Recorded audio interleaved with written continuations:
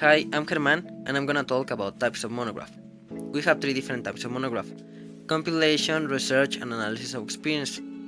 In the compilation, the author gives an analysis of other authors talking about the same topic, gives their personal opinion and different points of view.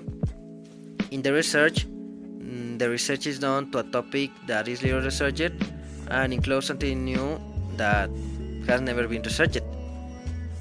In the analysis of experience, the student is doing the practical work or a professional activity. The author presents an experience and gives an analysis and comparison with other activities.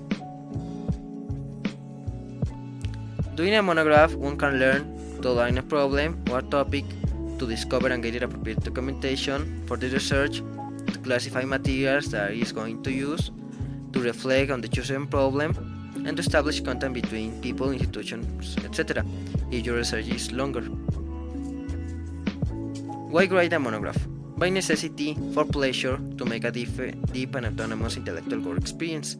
I know that this is the last one that we are going to do a monograph, but it's good to improve our research skills. Style and structure. The style depends on the use of vocabulary and the register of the text. Consider the real or empirical communication for communicate knowledge with clarity and precision. The style depends most of the career or the area in which you are research, because it's not the same a research of biology than a humanities. The terms, the vocabulary, the methodology is going to be different. And the structure, it has textual organization, previous argumentation and explanation. The argumentative organization, the author gives personal opinion and different points of view that are presented and sustained. And the explanatory organization, the author only have to expose the research. Parts of a monograph. Cover page is the first page of the document, centered and in a capital letters the name of the institution that the author belongs, the title, the last name and full name of the author or authors, the name of the teacher of the course.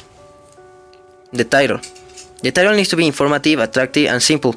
You need to avoid acronyms and abbreviations, avoid grammatical and syntax errors, and you need to use affirmative sentence and precise terms.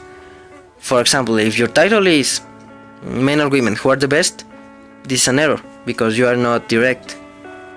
General index, present structure of skeleton of the work. Here are listed the titles and subtitles and with the page number. If you need to select something in a specific, you are going to the index and you don't have to read over your monograph to look something. Table and figure index allows the identification of tables and figures within the body of the work. This is not common like the general index, but it's useful if you need a table and a figure. You only go to this index, look the page number, and go to that page number. Abstract contain information about the objectives of the work, development, and conclusions. This is like a summary, really brief, and of a half of a page. The introduction. It is the entrance of the work. It should give an overview of the monograph, show the objectives, indicate the methodology, the justification, and the importance of your work.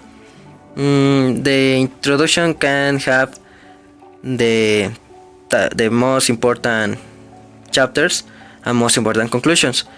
This is useful if the reader wants to know who is going to read. Body constitutes the sense of the work. The objectives outlined are development in an organizative way, with chapters and titles and subtitles. This is all your research. You are develop all your research.